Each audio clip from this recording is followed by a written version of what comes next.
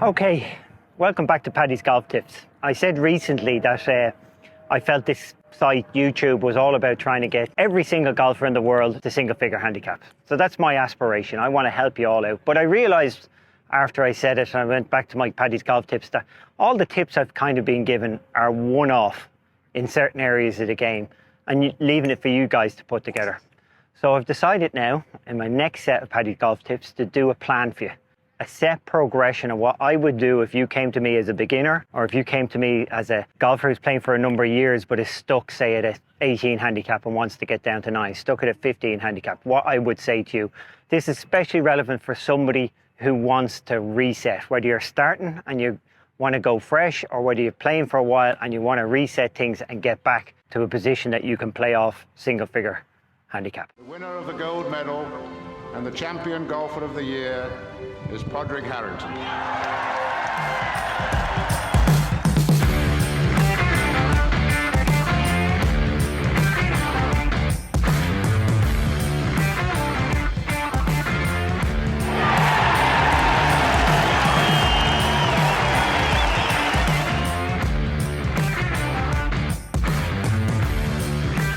Welcome back to my Paddy's Golf Tips in my How to Get to Single Figures series. Okay, so this is probably the biggest part of how to be a single figure golfer.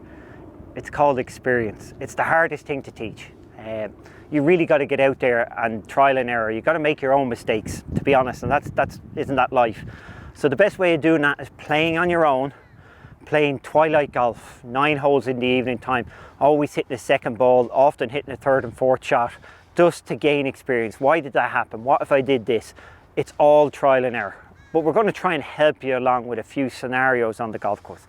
So first of all, again, we're trying to get to single figures, right? So we've got to avoid the big misses. We do not want any double bogeys. So when I stand at this is the 9th hole at Newport Beach, the whole classic this week for the Champions Tour, and I'm looking at this hole and there's out of bounds up the left. Okay.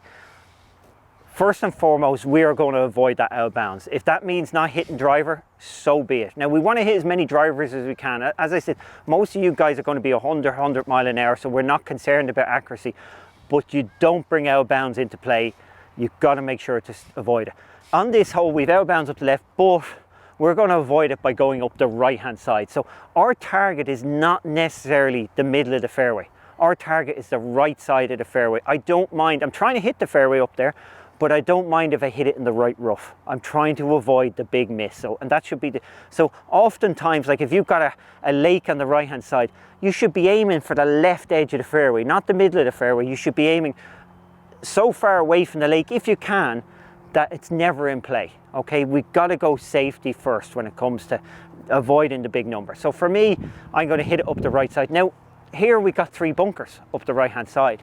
So the next thing is, I'll often look at those bunkers and go, well, they're flat enough, I'm okay in those bunkers, I can play to the green. Don't want to be in them, but I can play from there. But if they're penalty bunkers, if you're not good out of fairway bunkers, then you either make the choice to take enough club to carry them, so maybe a driver, or you lay up again of them, okay, if they're a penalty. So you're always trying to avoid the big penalties, especially if you could lay up of a bunker and still get it up around the green, well, that's okay, then you can play that way. Whereas if you hit it into that bunker, you know, you might be gaining a little by hitting the fairway up another 20, 30 yards, but by hitting in the bunker, you're losing a full shot or maybe more. So if that's the case, if it's a bush or if it's a hazard, avoid it, okay? And avoiding it sometimes means hitting more club and going over. It doesn't necessarily mean going short. Avoiding it may be going into the rough on the other side, but avoid the big misses. Okay, let's see how we get on here. So I'm going to hit it down the right-hand side, probably try and draw it off that right-hand side.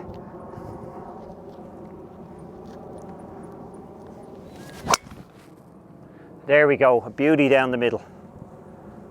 Okay, very nice. I have 120 yards out here. My dad, he was a 5 handicap golfer, but for some reason, when I was young, he gave me this piece of advice, and it was the only piece of advice he really ever gave me in golf. You know, it wasn't his sport. He said, this when I was really young, from 100 yards, I've got to get down, try and get down in 3. Aspire to get down in 3. And then as I got a little bit bigger, maybe 40, up to about 40, from 150 yards, aspire to get down in 3. So I'm saying to you, depending on your club head speed and that, but probably 150 yards in, you got to think, I'm trying to make it down here in 3 shots. So I don't care how you do that in many ways. So oftentimes, you know, if it's a tight enough pin, you're going to have to hit it in the middle of the green. If it's not that tight and you have a decent short game, it's okay to miss the green. But you got to get up and down if you miss the green. You don't want to miss it in a place you can't get up and down. You don't want to hit it in the water. You know, if you're struggling with bunkers, don't hit it in a bunker. You've got to avoid the big misses so that you can get down in 3 from these situations. And again, as we explained earlier, I have 120 to the pin here, okay? Yeah, I could get there with my, I could hit my gap wedge, 120 yards, no problem. But I don't want to make that big swing here. Why would I do that? You know, maybe I might want to make it if I was trying to into a firm green with spin, but in general, this is a simple shot. It's a 3/4 backswing, 3/4 follow through. That's all it is. It's just simplicity. Like so. It's just a simple shot. So what if I ran into the rough? Okay, lots of variables in the rough. Again, the biggest key is the colour of the rough. If it's dark green, it means it's quite lush and it's going to take something out of it. If it's burnt out, the ball will come flying out of it quick, it will have less resistance. The other thing for no resistance, if the rough is brushed with you, so it's pale, and this rough here is brushed forward, whatever way they've cut it or whatever, they've cut it going direction of the hole. So if I'm hitting this direction, I could hit a wood out of this lie, I can hit anything out of it. If I'm hitting a short iron, it's actually going to come out quick. It's going to go further out of this lie because the grass is going with me. It's not going to provide any resistance. Now if I turned around here, I don't need that in my hand. If I turned around, so watch these 2 divots, I'll stay over here. If I swing here, not much happens there, okay? Club, there's no resistance because the grass is going the direction of the shot. If I turn around and I do that, okay, I took a bit more of a divot, but you can see there's a lot more grass jumping up and throwing up there. So that's resistance. That's when, for you amateurs, if it's going against you, you probably, so if I was going into that grass, and it's dark green if I look back, it's a really heavy colour, I probably have to hit a 7 or 8 iron out of it. I'm not going to get a wood out of it, but going with me, I'm going to get a wood out of it. And if I'm hitting this shot, I'm not going to change anything. It's just a nice 3/4 shot, simple. 3/4 finish, nice balanced shot. Okay, just like that. Now I'm in the tree line. I'm under a big tree here. I have another tree in front of me. One thing you'll realise, under the trees, the rough has never really had that much substance. The roots don't grow, so there's less bite in the rough when you get under the trees. So the ball will come out a bit better, a bit quicker than it will at the edge of the fairway, which is getting water from sprinklers. So you got to assess your situation when you're under the trees. So are you going to chip out and get yourself inside 150 yards to get down in 3? Are you going to go for it? I like to go for it, get up around the green because I have a decent short game, but I've no option to go up here because I've got 2 trees, so I'm going to go under. The biggest key is, if you go under, do not catch up into the tree. Make a decision to go under. If anything, if I make a mistake here, I'm going to hit it too low and get caught by the rough. But it's not so, if I get caught by the rough under that tree, my next shot is okay. So whatever gamble you're taking, you have to take the gamble with, if I miss this, am I going to be able to get the ball onto the green from where I miss it? So if it comes out straight, is it going to miss right and I chip on? Fine. If it gets a bit low and catches the rough, it's going to only get to the rough, but it's under the tree, so I'll be fine with the next shot. So the first thing you got to think of when you're taking a chance, where you hit this ball to, even if it doesn't work out, are you okay? Will you have another shot? And if that is a yes, well then take it on. So the key here, depending on the lie, is I want the ball to come out low and under that branch. Now, the harder you hit a shot, the more it's going to jump up in the air. So clearly, if I was to chip this, it was a wedge distance. We've got 120 yards into the wind. If I was to go, I can't go up because it's a wedge. Clearly, if I got a 6 iron, if I was to hit it that far, it's never getting up in the air. So we realised that as long as we hit it somewhat easy, it's not going to rise. If I go with a full swing, it's going to jump up way too quick. So somewhere between those two shots, and this again, this is why you have to go out and experiment. You need to go out on the golf course and try different clubs. So the key for me here, I'm going to put the ball a little bit back in my stance, but I've got plenty of loft. I've got a 6 iron, so I'm okay. You know, if I did that with a 3 iron, I'd probably just hit it in the rough here in front of me. So I've plenty of loft, but I don't want to hit it too hard, because if I hit it too hard, it's going to raise up. So take a practice swing to get the feel. Okay.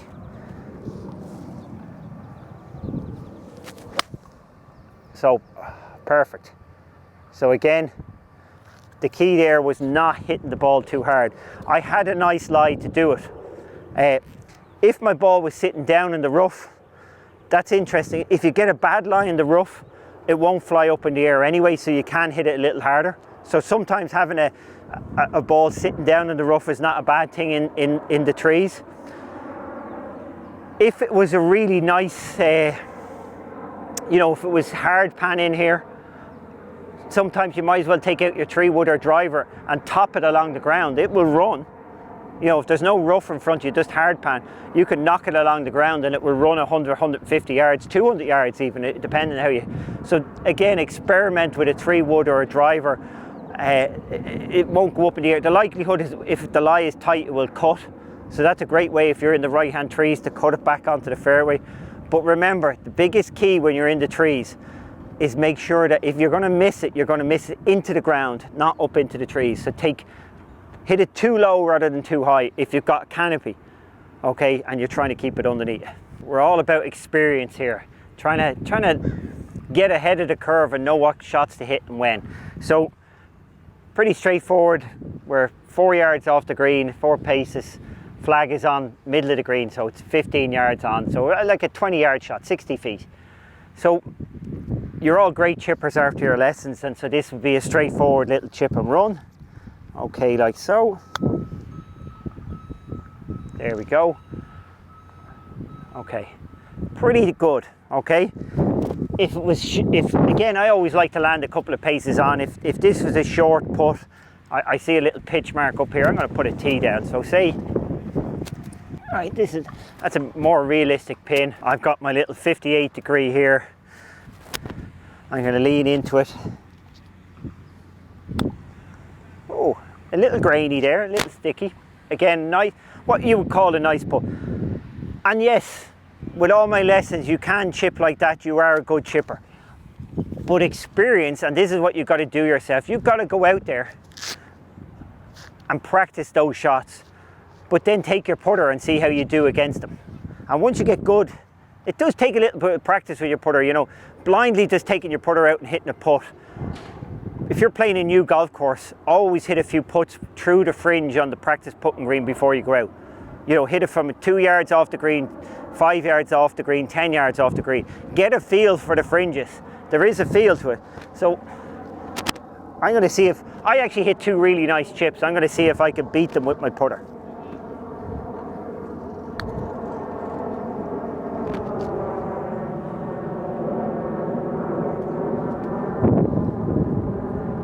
So I would have said I hit an excellent chip.